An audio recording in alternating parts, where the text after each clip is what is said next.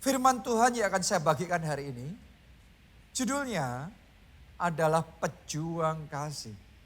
Kenapa? Karena memang kasih butuh perjuangan. Mari kita langsung baca firman Tuhan. Matius 24 ayat yang ke-7 sampai ayat yang ke-14. Apa yang akan kita baca ini adalah nubuatan tentang akhir zaman. Ditulis begini. Sebab bangsa akan bangkit melawan bangsa dan kerajaan melawan kerajaan. Akan ada kelaparan dan gempa bumi di berbagai tempat. Akan tetapi semuanya itu barulah permulaan penderitaan menjelang zaman baru. Pada waktu itu kamu akan diserahkan supaya disiksa dan kamu akan dibunuh dan akan dibenci semua bangsa oleh karena namaku, dan banyak orang akan murtad dan mereka akan saling menyerahkan dan saling membenci.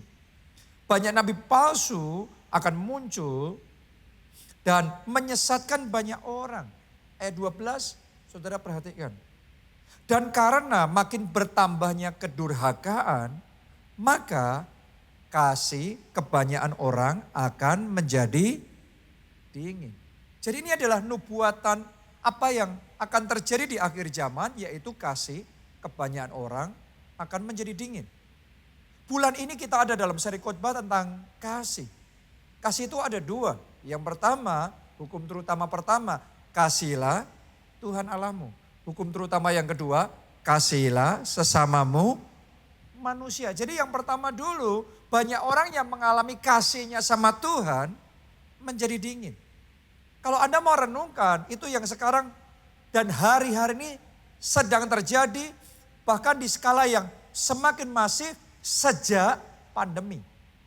Oke, banyak orang Kristen yang kasihnya sama Tuhan sedang menjadi dingin. Yang rohnya mulai suam-suam kuku. Yang kerinduannya untuk mencari wajah Tuhan sudah gak kerasa lagi gregetnya sama seperti dulu. Berapa banyak orang Kristen yang bahkan kerinduannya untuk ibadah itu menurun dengan drastis. Kita bersyukur ya di gereja kita ini kita ngalami banyak anugerah Tuhan. Tapi kalau saya ketemu sama rekan-rekan hamba Tuhan, banyak dari mereka yang berkata saat ini kehadiran gereja baik di Indonesia maupun di dunia itu turun 30-40% dibandingkan sebelum pandemi. Ya, jadi banyak orang Kristen yang dulu ibadah, sekarang tidak ibadah. Dulu melayani, sekarang seolah-olah kerinduan bahkan hatinya untuk melayani sudah kayak gak ada lagi. Saudaraku, karena sudah dinubuatkan dalam Alkitab, di akhir zaman kasih banyak orang akan menjadi dingin. Bukan cuma kasihnya sama Tuhan, tapi kasihnya sama sesama juga menjadi dingin. Kepeduliannya sama sesama menjadi dingin. Kasihnya sama keluarga, kasihnya sama orang tua, kasihnya sama anak menjadi dingin. Kasihnya sama pasangan sendiri, sama suami, sama istri menjadi dingin. Ini keadaan akhir zaman. Alkitab mencatat bahwa kasih kebanyakan orang akan menjadi dingin. Ini kebanyakan orang. Tapi saya bersyukur ayat ini gak berhenti di situ. Ada ayat berikutnya, yaitu ayat yang ke-13. Perhatikan baik-baik. Ayat 13 dimulai dengan kata apa? Tetapi. Kalau tetapi itu artinya pengecualian. Jadi sementara kasih kebanyakan orang menjadi dingin, tetap ada pengecualian. Dan doa saya, saudara yang ada di tempat ini, yang mengikuti juga ibadah ini secara online, doa saya Anda termasuk pengecualian itu yang kasihnya tidak ikut menjadi dingin. Sementara dunia kasihnya menjadi dingin. Sementara banyak orang Kristen yang lain kasihnya menjadi dingin. Doa saya kasihmu tetap berkobar-kobar. Kasihmu tetap menyala-nyala. Cintamu sama Yesus lebih dan lebih lagi di dalam Tuhan.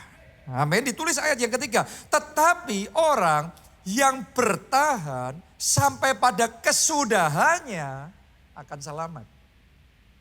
Jadi ada orang yang bertahan sampai pada kesudahan. Ada orang yang gak tahan. Karena ngalami kedurhakaan, karena ngadepin benturan, kalau mengalami melalui tantangan dan masalah dan badai dan ini dan itu. Banyak orang gak bertahan sampai kesudahan. Banyak orang ditahan, di tengah sudah gak tahan. Sampai di tengah proses sudah mundur, sudah menyerah. Ikut arus dunia. Tetapi ada juga orang-orang yang bertahan. Lihat saudaraku, bertahan ini artinya kalau yang lainnya arusnya semuanya ke situ. Kita sendiri yang bertahan di posisi itu. Doa saya itu yang akan Anda alami di dalam kehidupan saudara. Ini yang saya sebut dengan pejuang kasihnya Tuhan. Ya, di gereja kita saya bersyukur ada pejuang-pejuang kasih yang luar biasa. Salah satunya saya cerita beberapa orang ya di gereja kita. Salah satu pelayan Tuhan di gereja kita di Jogja. Itu satu kakinya kecil saudaraku. Jadi kalau dia jalan itu susah banget. Ya. Tapi dengan segala keterbatasannya, tiap minggu dia jadi orang yang pertama datang. Dia jadi orang pertama yang memastikan supaya ibadah bisa berjalan dengan baik. Bukan cuma di hari Minggu, tapi di luar hari Minggu dia yang bertanggung jawab untuk ibadah penghiburan.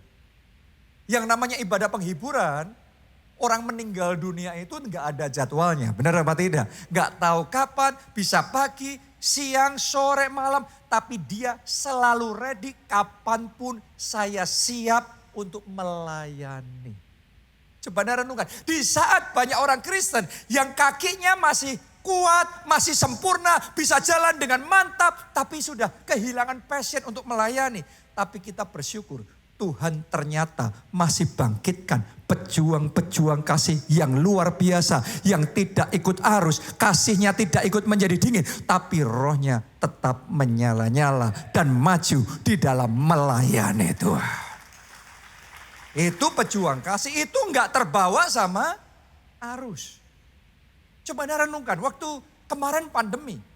Yang namanya pandemi itu masih banyak resikonya. Masih banyak ketakutannya, masih banyak hal-hal yang kita pikirkan. Tapi saya salut loh saudaraku di gereja kita ini, di antara kita ini ada orang-orang yang sudah lansia, umurnya sudah 70, bahkan ada yang umurnya 80, masih tetap nekat, maunya beribadah. Anak-anaknya malah yang khawatir, anak-anaknya berusaha untuk menahan, jangan ya, papa gak boleh ibadah ya, papa jangan ibadah ini bahaya ini resiko. Tapi dia tetap ngomong hidup saya ini milik Yesus. Apapun yang terjadi saya tetap milik Yesus. Sampai akhir milik Yesus. Jadi buat saya ini pejuang-pejuang kasih yang luar biasa. Satu cerita lagi saudaraku ya. Berapa waktu yang lalu ada seorang ibu, orang sederhana. Bukan orang kaya. Tapi tiba-tiba datang ke gereja. Hari biasa. Dan dia membuat 2 sertifikat. Tanahnya dipersembahkan ke gereja. Dia ngomong begini, ini untuk pembangunan panti jompo di KA City. Padahal kita selama ini belum pernah mengumumkan tentang panti jompo. Tapi ternyata dia punya kerinduan di dalam hatinya, yaitu mau membangun panti jompo dan dia bawa itu. Padahal saat ini kita tahu, kita hidup di dunia yang banyak orang kasihnya sudah menjadi dingin. Kerinduan hati memberinya sudah hilang. Hati berkorbannya sudah kayak luntur, sudah kayak apatis, kayak gak percaya lagi, kayak gak mau lagi. Tapi ternyata Tuhan itu terus memelihara. Ada orang-orang tertentu yang masuk di kategori pengecualian tadi. Tetapi Tuhan tetap bangkitkan orang-orang dengan hati yang memberi, hati yang berkorban, hati yang berani memberikan yang terbaik untuk Tuhan. Saya berdoa kasih yang seperti itu dinyalakan kembali dalam hati kita semua. Kita enggak mau ikut arus dunia, kita enggak mau kasih kita menjadi dingin, tapi saya tantang saudara, biarlah rohmu menyala-nyala dan layanilah Tuhan. Boleh katakan amin saudaraku, tepuk tangannya yang lebih meriah lagi buat Tuhan kita. Imanmu jangan menjadi dingin. Hubungan pribadimu sama Tuhan jangan menjadi dingin. Ibadahmu jangan menjadi dingin. Pelayananmu jangan menjadi dingin. Karena kita mengatakan orang yang bertahan sampai pada kesudahannya akan selamat. Kita selamat bukan karena ikut arus dunia, kasihnya yang lain jadi dingin, kita jadi dingin, yang lainnya mundur dan kita ikut mundur. No. Kita bertahan. Makanya bangkit jadi pejuang kasihnya Tuhan. Nah, saya mau bagikan dari firman Tuhan dua pribadi. Pejuang kasih Tuhan. Mungkin nama pertama ini Anda nggak sangka, Anda nggak duga. Karena dia dikenal dengan seorang nabi yang dipakai Tuhan luar biasa untuk mendemonstrasikan kuasa Tuhan. Tapi ternyata dalam hidup orang ini dia pun seorang pejuang kasih. Namanya adalah Nabi Elisa. Mari kita baca di 2 Raja-Raja 6. Ayatnya yang ke-18 sampai ayat yang ke-23. Ketika orang-orang Aram itu turun mendatangi dia, berdoalah Elisa kepada Tuhan. Butakanlah kiranya mata orang-orang ini. Maka dibutakannya lah mata mereka sesuai dengan doa Elisa. Kenapa kok Elisa berdoa supaya orang-orang Aram ini matanya dibutakan? Karena sebenarnya mereka diutus untuk membunuh Elisa. Jadi mereka itu datang untuk membunuh. Mereka datang untuk mencelakakan. Karena itu Elisa berdoa, Tuhan butakan mata orang-orang ini. Dan Tuhan dengar, kemudian Tuhan butakan mata orang-orang itu. Mari kita lihat berikutnya apa yang terjadi. Ayat yang ke-19. Kemudian berkatalah Elisa kepada mereka, bukan ini jalannya dan bukan ini kotanya. Ikutlah aku, maka aku akan mengantarkan kamu kepada orang yang kamu cari. Lalu diantarkannya mereka ke Samaria. Segera sesudah mereka sampai ke Samaria, berkatalah Elisa, ya Tuhan, bukalah mata orang-orang ini supaya mereka melihat. Lalu Tuhan membuka mata mereka sehingga mereka melihat dan heran mereka ada di tengah-tengah Samaria. Jadi di ibu kotanya. Sekarang musuh ini datang, tadinya mau bunuh Nabi Elisa. Tapi karena dibutakan matanya, digiring, mereka sekarang ada di ibu kota dan sudah dikelilingi oleh tentara Israel. Artinya sudah terkepung ini. Mereka gantian, posisinya terbalik ini. Mari kita lihat ayat 21.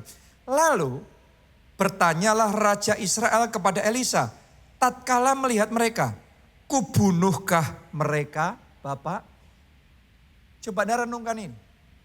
Gimana kalau saudara dalam posisi seperti Nabi Elisa? Tadinya orang-orang ini datang untuk membunuh, tapi sekarang keadaan berbalik. Orang-orang ini nasibnya di tangan saudara. Oke, kalau waktu itu Elisa ngomong bunuh, Elisa ngomong mati, kira-kira langsung mati nggak mereka? Yes, habis semua. Orang yang datang untuk membunuh, sekarang nyawanya tergantung sama perkataan Elisa. Nah, kalau saudara di posisi Elisa, kira-kira apa yang Anda lakukan? Ini kita settingnya jangan di gereja dulu ya. Nah, bahayanya setting di gereja nih, jawabannya rohani semua nih. Kalau settingnya ini di tempat kerja saudara, pekerjaanmu disabotase, promosimu disabotase, nama baikmu dirusak, customermu diambil sama orang lain. Dan saudara ngalami perlakuan-perlakuan yang tidak adil. Dirusak hidup saudara, nama baik saudara dirusak, keuangan saudara dihabisi. Dan sekarang entah gimana Tuhan bekerja dengan cara yang ajaib. Sekarang karirnya orang itu di tangan saudara. Hidupnya orang itu, nasibnya Tuhan serahkan di tangan saudara. Kira-kira apa yang Anda lakukan? Mengampuni. Kalau ditampar pipi kanan, kasih pipi kiri. Gak gampang saudaraku. Di posisi zaman itu bunuh-membunuh itu hal yang terjadi setiap saat itu, zaman perang. Ini orang-orang datang untuk membunuh. Harusnya logikanya sekarang mereka sudah dikepung, selesai mereka. Tapi mari kita lihat. Apa yang dilakukan oleh Nabi Elisa ini? Ayat 22. Tetapi jawabnya, jangan. Biasakah kau bunuh yang kau tawan dengan pedangmu dan dengan panahmu? Tetapi, apa itu? Yang benar Anda baca itu. Tetapi hidangkanlah makanan dan minuman di depan mereka supaya mereka makan dan minum lalu pulang kepada Tuhan mereka. Saya mau ajak saudara berpikir sebentar deh ya, kita yang cengli aja. Oke, yang masuk akal saja. Masuk akal enggak ini omongannya Elisa? Orang datang mau bunuh dia, sekarang keadaan berbalik, dia bisa bunuh mereka semuanya, tapi dia ngomong jangan, malah disuruh memberikan hidangan, makanan dan minuman, setelah selesai boleh pulang. Banyak dari kita akan ngomong gak masuk akal. Tolong dengerin baik-baik saudaraku. Dengerin baik-baik. Seperti itulah kasih Tuhan seringkali gak masuk akal dengan pikiran kita manusia. Gak masuk akal orang berdosa kayak kita bisa diselamatkan.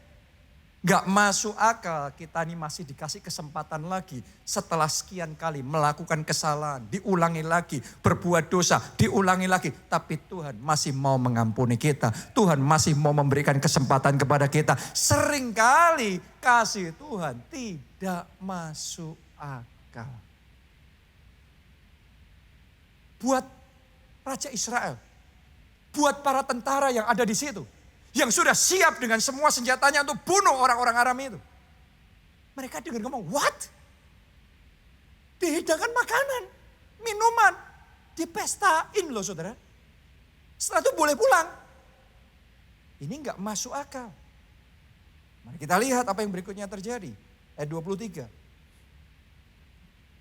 Disediakannya lah bagi mereka jamuan yang besar. Ini bukan cuma makan biasa, minum biasa, cuma syarat. Jamuan yang besar. Ibaratnya benar-benar dipestakan. Pesta yang besar. Maka makan dan minumlah mereka. Sesudah itu dibiarkannya lah mereka pulang kepada Tuhan mereka. Perhatikan dampaknya. Sejak itu tidak ada lagi gerombolan Aram memasuki negeri Israel.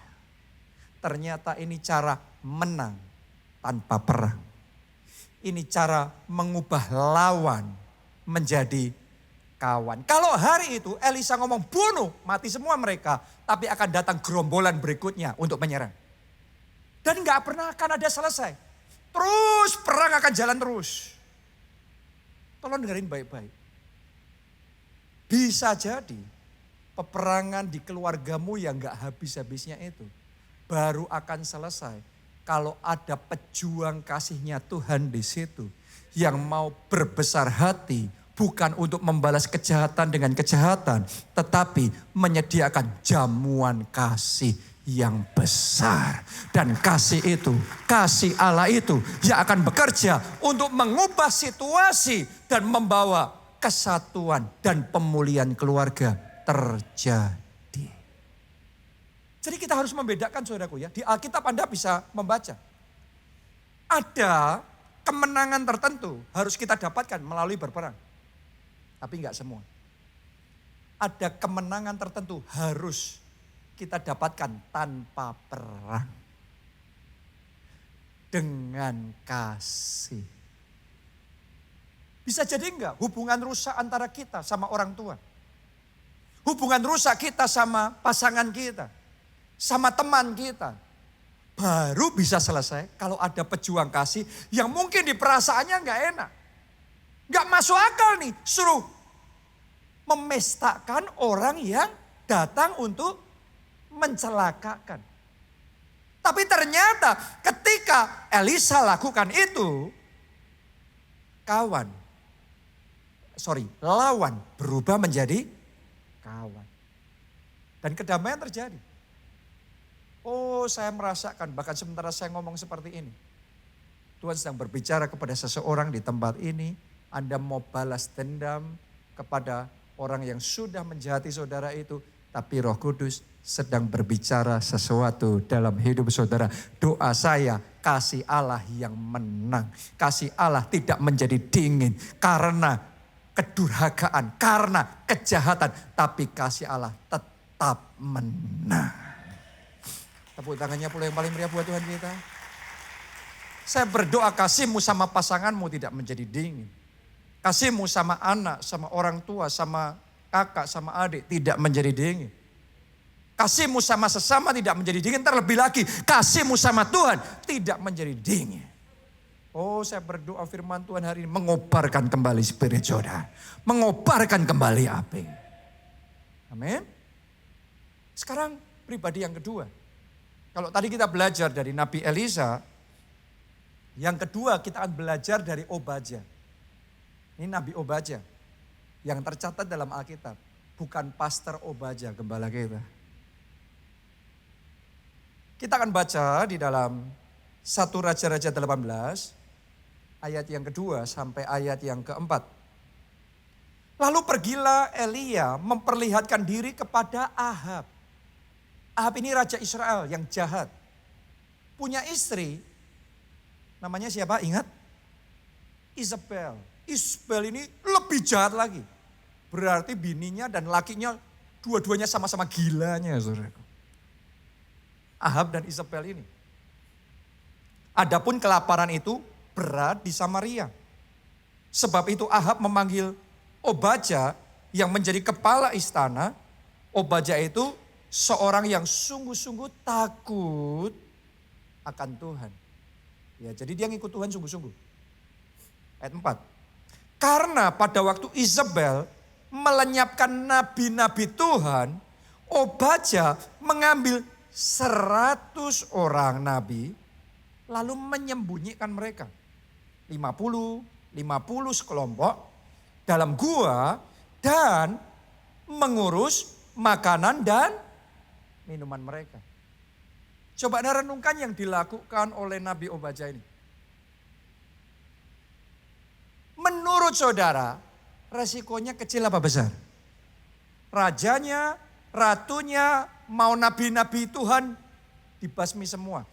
Tapi Obadya menyelamatkan yang mau dilenyapkan oleh penguasa. Kalau ketahuan, nyawanya taruhannya. Benar apa tidak? Dan sebenarnya bukan cuma nyawanya. Menurut saudara keluarganya bakal kena getah apa tidak? Yes. Jadi untuk Obadya ini takut akan Tuhan. Ikut Tuhan. Cinta Tuhan, mengasihi Tuhan. Dan melayani Tuhan. Resikonya besar. Dan yang luar biasa di saat menghadapi resiko yang besar, dia gak cari aman. Tapi dia tetap maju. Dia selamatkan nabi-nabi Tuhan. Saya mau ngomong sama saudara, itu namanya love God with passion. Semua orang boleh ngomong mengasihi Tuhan, tapi buat saya Obadya ini kasihnya sama Tuhan dengan segenap hatinya, dengan segenap jiwanya, dengan segenap kekuatannya. Karena di saat harus menghadapi resiko yang besar, dia tidak mundur, dia tetap maju, dia tetap melayani Tuhan, dia tetap menempuh semua resiko itu untuk Tuhan. Itu pejuang kasih. Banyak orang mengasihi asal enggak resiko. Banyak orang mengasihi asal aman, nyaman, enggak repot, enggak susah, enggak berat. Tapi mengasihi. Beda sama Obadya. Kasihnya penuh dengan perjuangan.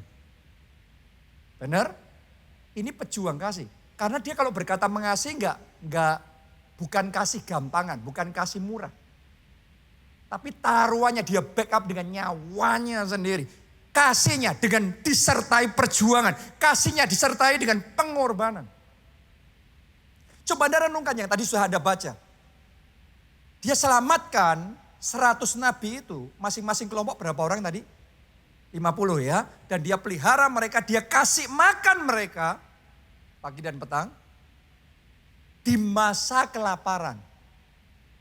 Ditulis di sana di masa kelaparan. Gampang nggak ngasih makan 100 orang di masa kelaparan? Dan nggak boleh ketahuan sama siapapun. Nggak boleh pengumuman ada aksi sosial nih. Kalau dia pengumuman celaka dia. Di masa kelaparan lagi. Jadi untuk dia melayani Tuhan itu bukan pelayanan yang gampang saudaraku. Itu pelayanan penuh resiko dan penuh dengan pengorbanan. Dia harus all out dari kantongnya sendiri. Dia harus repot begitu rupa pagi petang. Dia harus pertaruhkan segalanya. Dia harus bayar harga yang mahal. Untuk bisa memelihara nabi-nabinya Tuhan. Saya mau ngomong sama saudara, itulah pejuang kasih. Dan itu yang namanya love God with passion. Banyak orang love God tapi without passion. Mengasihi tapi tanpa passion. Gak ada passionnya, gak ada apinya. Mengasihi tapi gak ada repotnya, gak ada beratnya, gak ada resikonya, gak ada susahnya. Berapa banyak suami yang saya jumpai ngeklaim mengasihi istri. Tapi gak mau kalau repot. Kalau disuruh repot, no. Kalau disuruh bantuin istri bawain barang, kalau disuruh dimintain tolong untuk bisa jagain anak, bantu bersihin, beresin rumah. Ada juga suami yang sampai istrinya sakit, mondok di rumah sakit, dimintain tolong untuk jagain anaknya, merasa sangat direpotkan. Tapi mengasihi katanya. Saudaraku, kita tidak ngomong mengasihi itu gampang ya. Saat ini juga kita bisa ngomong mengasihi. Tapi pejuang kasih itu beda. Mengasihi walaupun repot. Mengasihi walaupun penuh pengorbanan. Mengasihi walaupun harus berjuang. Saya ngomong ini buat sama saudara, sebenarnya saya juga ngomong ini untuk diri sendiri. Karena saya sebenarnya aslinya dulu seperti itu. Mengasihi istri, perasaan saya mengasihi, tapi kalau disuruh repot saya marah-marah. Kalau harus gini, harus gitu, saya jengkel sekali direpotin. Dimintain tolong ini, harus gini, harus gitu. Jadi saya sendiri dari waktu ke waktu menantang hati saya sendiri. Supaya ketika saya berkata mengasihi, kasihnya bukan kasih murah. Bukan kasih gampang. Tapi sungguh-sungguh kasih yang ada perjuangannya. Kasih yang ada bobotnya. Kasih with passion. Saya berdoa para suami di tempat ini dalam nama Tuhan Yesus mulai hari ini bangkit menjadi pejuang-pejuang kasihnya Tuhan yang ketika mengasihi kasihnya with passion. Tepuk tangannya pula yang paling meriah buat Tuhan kita. Dan tadi saya tahu yang paling pertama tepuk tangan itu yang wanita saudara. Tapi sebaliknya sebenarnya juga sama. Banyak wanita, banyak istri juga berkata mengasihi suami. Sayang kok sama suami. Tapi kalau suruh tunduk nanti dulu. Kan firman Tuhan berkata, suami kasihilah istri. Kasih dulu istri baru saya mau tunduk. Tapi kita ngomong kita mengasihi. Anda perlu renungkan lagi. Ada berapa banyak istri yang klaim bahwa mengasihi suami. Tapi kalau disuruh susah bareng suami, gak mau. Tahu gitu, dulu kawin sama dia deh. Sama kamu disuruh ngirit lagi sampai kapan nih ngiritnya? Dulu aku nikah sama dia, sekarang tiap hari manicure, pedicure, spa, perawatan macam-macam. Saya ingin ajak saudara untuk merenung ya, karena saya percaya Roh Kudus sedang menantang kita. Dan saya percaya Roh Kudus sedang mengupgrade level kasihnya kita. Sehingga ketika kita berkata mengasihi, kasihnya itu enggak basi. Nggak hambar, nggak kosong. Mengasihi with passion. Saya berdoa kasih with passion itu dikobarkan kembali dalam pernikahan saudara, di dalam keluarga saudara, di tengah-tengah kita dikobarkan kembali. Kasih mula-mula kita sama Tuhan dinyalakan, dibangkitkan, dikobarkan kembali. Kita kasih tepuk tangan yang meriah buat Tuhan kita. Ketika kita berkata bahwa kita mengasihi Yesus, itu bukan cuma nyanyian di mulut. Banyak orang mengasihi Tuhan, tapi kalau hujan ya gimana? Masa ibadah? Saya nggak ada waktu untuk doa pribadi. Doa 1 jam, baca Alkitab, pujian penyembahan, sibuk. Tapi kita ngomong mengasihi Tuhan. Tapi nggak punya waktu buat Tuhan. Nggak punya waktu buat Tuhan, nggak punya tenaga untuk melayani Tuhan. Nggak punya hati untuk repot buat Tuhan. Nggak mau. Kalau mengasihi gampang, mengasihi nyaman, mengasihi diberkati, dipulihkan, disembuhkan, itu konteks kita mengasihi. Tapi bagaimana dengan mengasihi kita yang melayani, kita yang berkorban, kita yang bayar harga, kita yang berjuang, kita yang direpotkan. Karena seperti itulah kasih Tuhan sama kita. Dia bukan kasih gampangan. Tapi ketika dia berkata dia mengasihi kita, dia backup kasihnya dengan nyawanya. Dia serahkan buat saudara dan saya. Dia kosongkan dirinya, dia berikan waktunya, tenaganya, kekayaannya, rohnya, tubuhnya, darahnya, segalanya. Supaya kita diselamatkan. Itu kasih yang sejati. Gak cuma klaim mengasihi. Orang gampang mengasihi. Semua orang Kristen juga tiap minggu ngomong, nyanyi lagu mengasihi Yesus. Tapi what kind of love?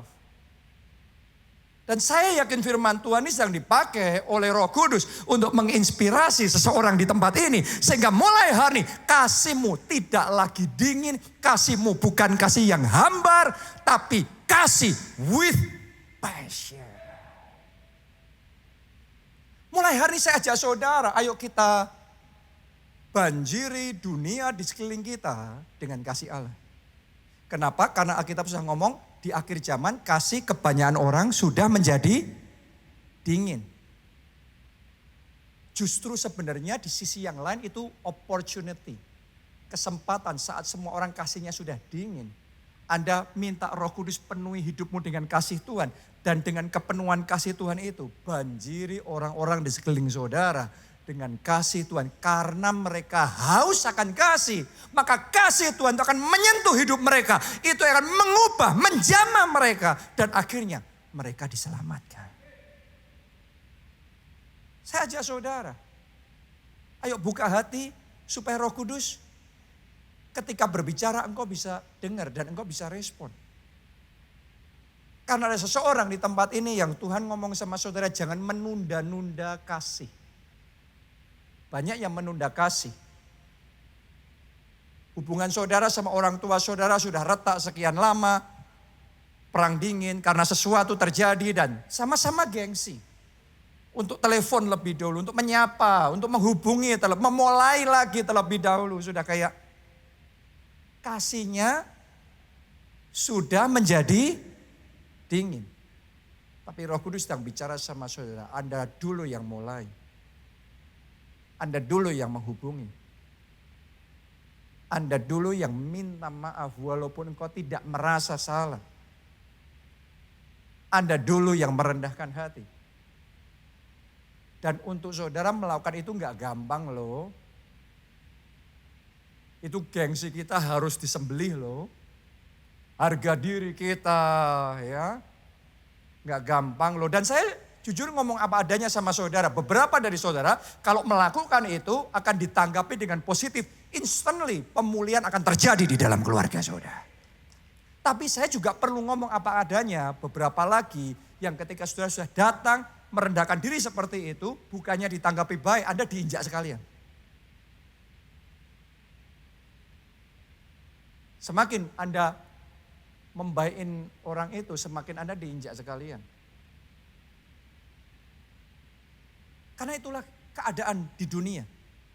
Mengasihi, memulai mengasihi itu gampang. Tapi tetap mengasihi ketika ada kedurhakaan, ketika ada kejahatan, ketika ada ini dan itu kesalahpahaman dan kekerasan hati dan macam-macam, untuk tetap mengasihi pasangan, tetap mengasihi orang tua, tetap mengasihi anak. Kadang-kadang itu sakitnya di hati, saudara.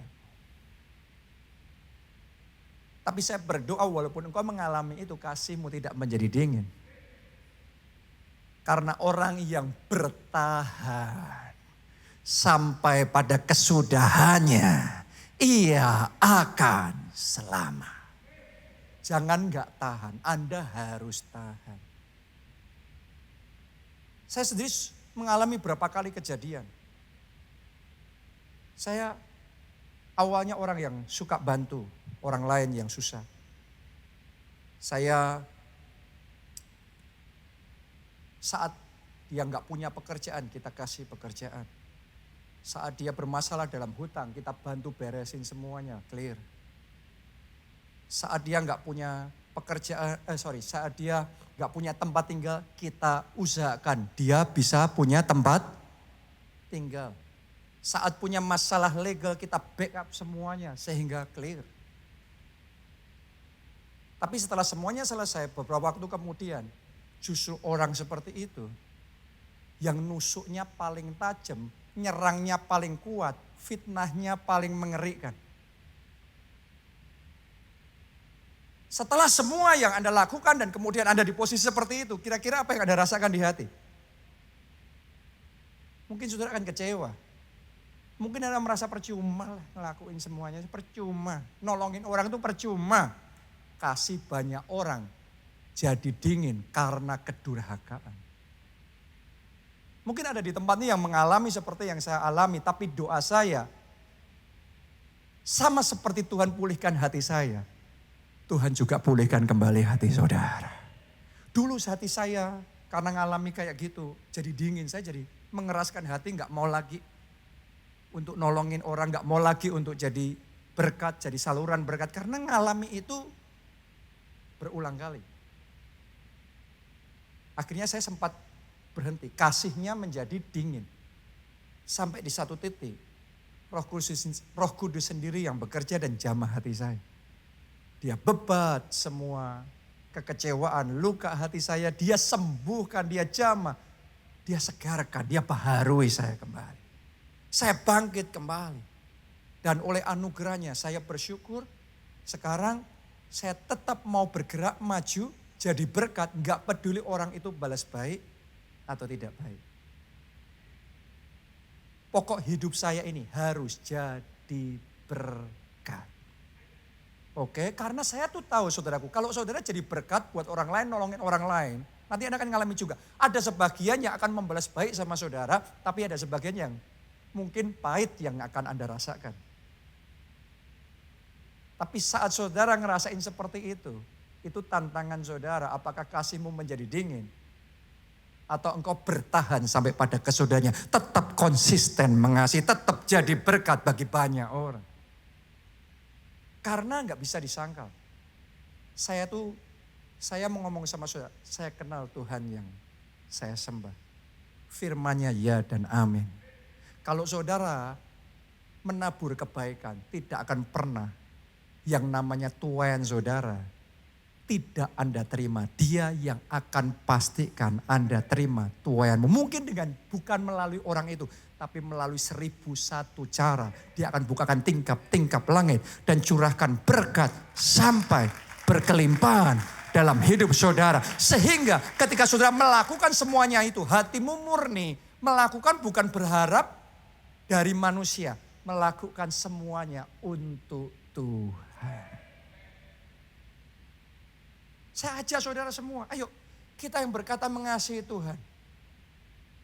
Hari ini kita ngomong sama Tuhan, Tuhan aku juga mau repot buat Tuhan. Aku mau korban waktu buat Tuhan. Pakai hartaku ini melayani Tuhan. Saya ajak saudara yang rindu terbeban untuk membangun panti asuhan. Ayo bareng-bareng kita bangun panti asuhan. Dan ini oleh anugerah Tuhan saudaraku ya. Panti asuhan dan Bukit Doa Holy Land di KA City yang kemarin-kemarin saya umumkan sama saudara, kita mau bangun. Ini saya umumkan sama saudara, oleh anugerah Tuhan Senin kemarin pembangunannya sudah dimulai. Bukan hanya rencana, bukan cuma wacana, tetapi sekarang sudah action di lapangan. Sudah gerak ini, sudah jalan. Dan saya sendiri secara pribadi mau ambil bagian di panti asuhan itu. Anda yang punya hati, Tuhan kasih kerinduan, saya tantang saudara, ayo pakai harta saudara jadi berkat buat anak-anak yatim piatu. Anda juga pakai harta saudara kan untuk piknik, untuk happy-happy, it's okay.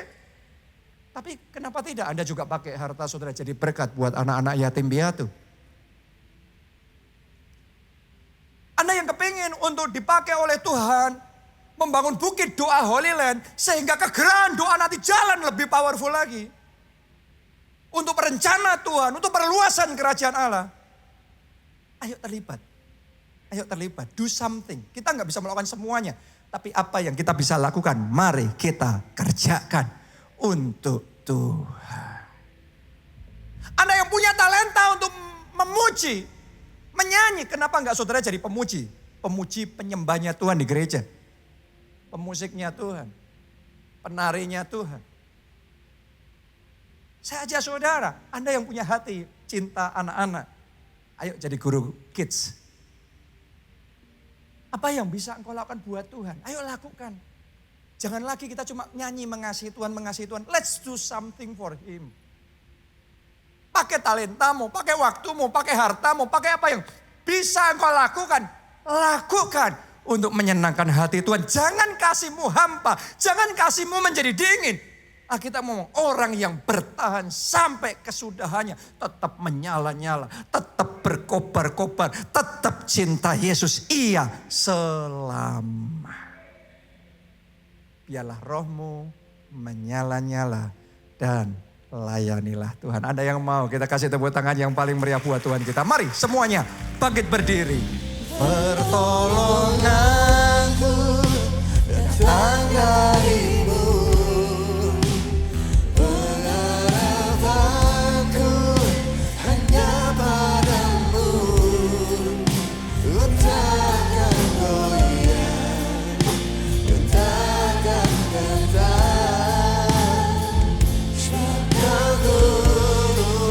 Sekali lagi, angkat dua tanganmu, mari katakan, pertolonganku datang darimu, pengharapanku hanya padamu, ku tak akan goyah, ku tak akan gentar, sebab kau gunung batu. Kota sekali lagi, pertolonganku datang darimu, pengharapanku hanya padamu, ku tak akan goyah, ku tak akan gentar, sebab kau gunung batu, kota benteng keselamatanku. Sungguh dialah kota benteng keselamatan kita. Kesana orang benar berlari dan mereka akan diselamatkan. Jadikan Yesus kota benteng keselamatanmu. Maka kita yang harusnya binasa, tidak binasa, melainkan beroleh hidup yang kekal. Caranya gimana? Buka hatimu, undang dia masuk dalam hidupmu, jadi Tuhan dan juru selamatmu. Maka engkau akan menerima pengampunan dosa, itu yang pertama. Kedua, engkau akan menerima anugerah keselamatan masuk. Jaminan bisa masuk dalam kerajaan surga. Anda yang mau itu, mari angkat dua tangan saudara, ikuti doa ini dan katakan, Tuhan Yesus. Masuklah dalam hatiku, jadi Tuhan dan juru selamatku. Ampuni dosa-dosaku. Selamatkan aku ya Tuhan. Mulai sekarang, hidupku milik Tuhan Yesus. Aku mau ikut Yesus, melayani Yesus seumur hidupku. Terima kasih Tuhan. Amin. Sekarang saya mau berdoa supaya kita nggak ngikut arus dunia, di mana kasih kebanyakan orang di akhir zaman menjadi dingin. Saya berdoa ya, supaya kasih kita bisa bertahan. Amen. Supaya kasih mula-mula kita tetap kokoh, tetap berkobar, tetap menyala. Amen. Kasih saudara sama Tuhan, kasih saudara sama keluarga, kasih saudara sama sesama, orang-orang yang di sekeliling saudara. Tidak menjadi dingin, walaupun ada tantangannya. Walaupun menghadapi kedurhakaan, pemberontakan, pengkhianatan, hal yang gak mudah. Tapi kasih saudara tidak menjadi padam. Amen. Roh saudara tetap berkobar-kobar, tetap menyala-nyala di dalam Tuhan. Anda yang mau, angkat dua tangan saudara dan serukan, bangkitkan aku Tuhan. Bangkitkan aku Tuhan. Lebih kuat lagi, bangkitkan kasih itu ya Tuhan. Aku mau jadi pejuang kasih-Nya Tuhan. Mari berdoa saudara, masing-masing kita berdoa. Mampukan aku untuk tetap mengasihi. Walaupun kasih itu sukar, tapi aku mau, aku komit tetap mengasihi. Mengasihi keluarga, mengasihi suami, istri, mengasihi orang tua, papa, mama, mengasihi mertua, mengasihi anak. Mampukan aku ya Tuhan, mampukan supaya hati ini tidak menjadi dingin. Supaya kasih ini tidak menjadi padam. Karena kecewa, karena luka hati, jamah hati ini. Beban semua luka yang ada di hati ini. Sembuhkan hatiku ya Tuhan. Pulihkan hatiku ya Tuhan. Bangkitkan kembali. Bangkitkan kasih yang sempat dingin itu. Kobarkan kembali. Nyalakan kembali. Api kasih mula-mula. Bangkitkan. Api semangat mencari wajah Tuhan. Bangkitkannya Tuhan. Bangkitkan Tuhan. Bangkitkan api melayani. Api beribadah. Api untuk berkorban. Bangkitkan ya Tuhan. Oh rala wala wala wasya rala pasya. Shikira la pasya rala pasya rala pasya. Jesus, Jesus, Jesus. Thank you Lord, thank you Lord, thank you Lord. Pertolonganku datang dari-Mu. Pengharapanku hanya pada-Mu. Ku tak akan goyah, ku tak akan gentar. Sebab Kau gunung batu. Yang terakhir, mari lambai-lambaikan tangan. Pertolonganku datang dari-Mu. Pengharapanku hanya pada-Mu. Ku tak akan goyah, ku tak akan gentar.